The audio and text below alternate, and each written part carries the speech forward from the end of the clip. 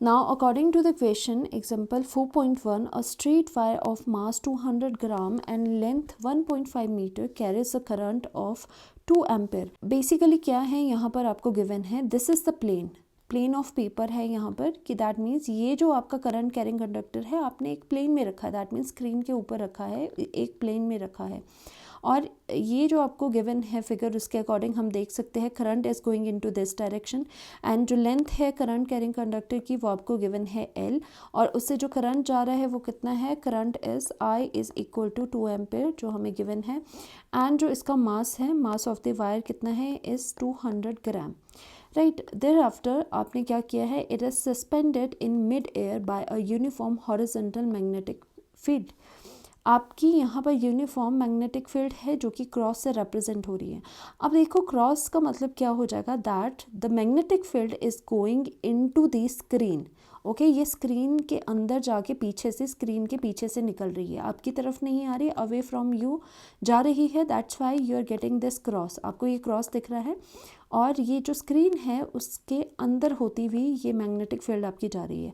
और one more thing, it is suspended in mid air. ये mid air में suspended है।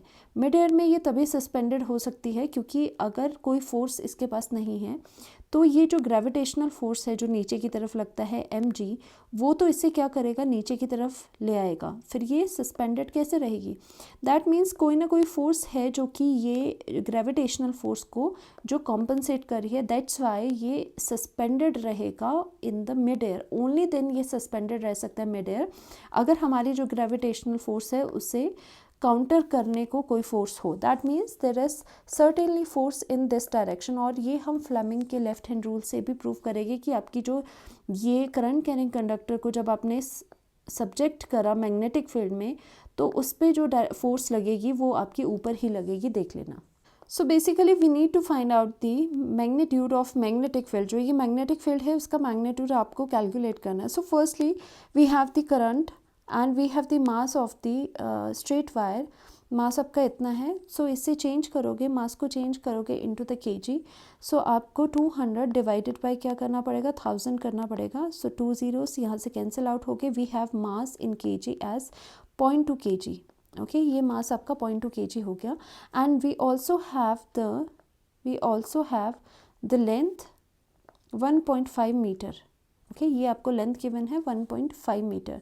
सो बेसिकली जो ये बात है मिड एयर सस्पेंशन की, सस्पेंडेड मिड एयर, तो इसकी वजह से ये कब हो सकती है, हम लिखते हैं for mid air suspension is only possible when FM जो इस पे मैग्नेटिक फोर्स लग रही होगी वो किसके इक्वल होगी, वो आपकी ग्रेविटेशनल फोर्स के इक्वल होगी, तभी तो काउंटर होगा, तभी तो वो सस्पेंडेड रहेगा मिड एयर। अगर ये मैग्नेटिक फोर्स नहीं होगी तो ये जो mg है वो इसको क्या करेगा, वायर को वो नीचे आपका नीचे ड्रॉप कर देगा, वो सस्पेंडेड नहीं रहेगी मिड एयर में।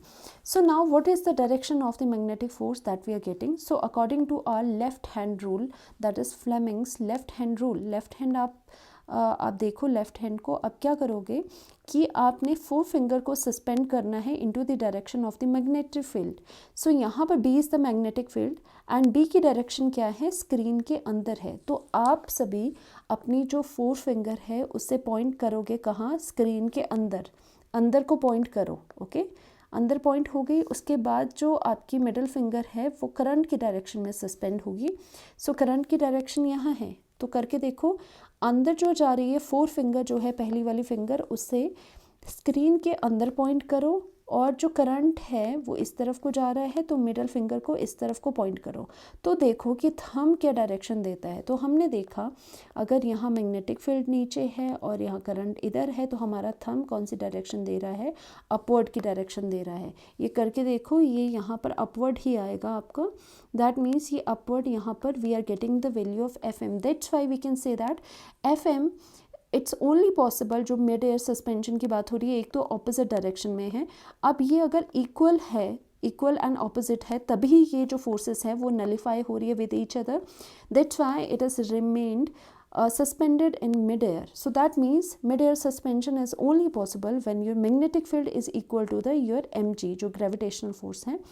सो यहाँ पर आपका कितना हो जाएगा, FM की वैल्यू हमें पता है कि कभी भी करंट कैरिंग कंडक्टर को अगर हम सस्पेंड करते हैं इनटू द मैग्नेटिक फील्ड तो ये फोर्स एक्सपीरियंस करता है। और उस फोर्स का फॉर्मूला क्या रहता है, फोर्स का फॉर्मूला, मैं लेफ्ट हैंड साइड इसका फॉर्मूला यहाँ पर ओपन अप करती हूँ, it is equal to ILB sine of theta, okay, and which is equal to mg यहाँ पर हो जाएगा।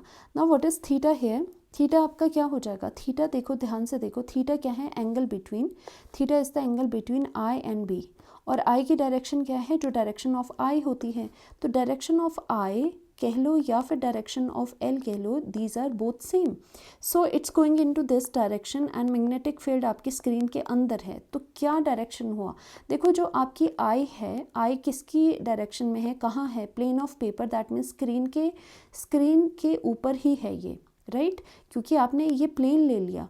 अब ये जो मैग्नेटिक फील्ड है इस प्लेन से बाहर जा रही है, मतलब पीछे की तरफ जा रही है, तो ये अगर आई प्लेन में है एंड मैग्नेटिक फील्ड पीछे की तरफ स्क्रीन में जा रही है, तो एंगल कितना हो जाएगा, वो म्यूचुअली परपेंडिकुलर हो जाएगी दोनों, आई एंड जो B है जो अंदर को जा रहा है वो दोनों एंगल कितना बनाएंगे, 90 degree.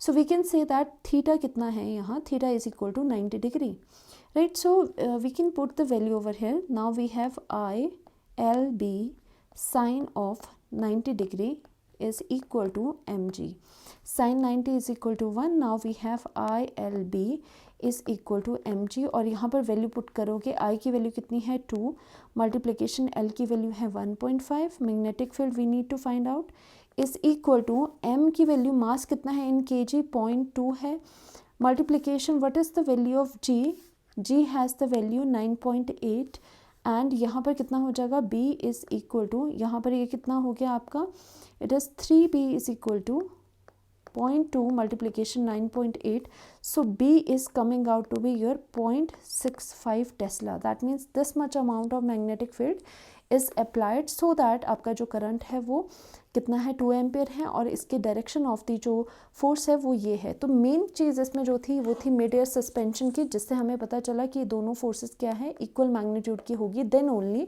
Will get the mid air suspension.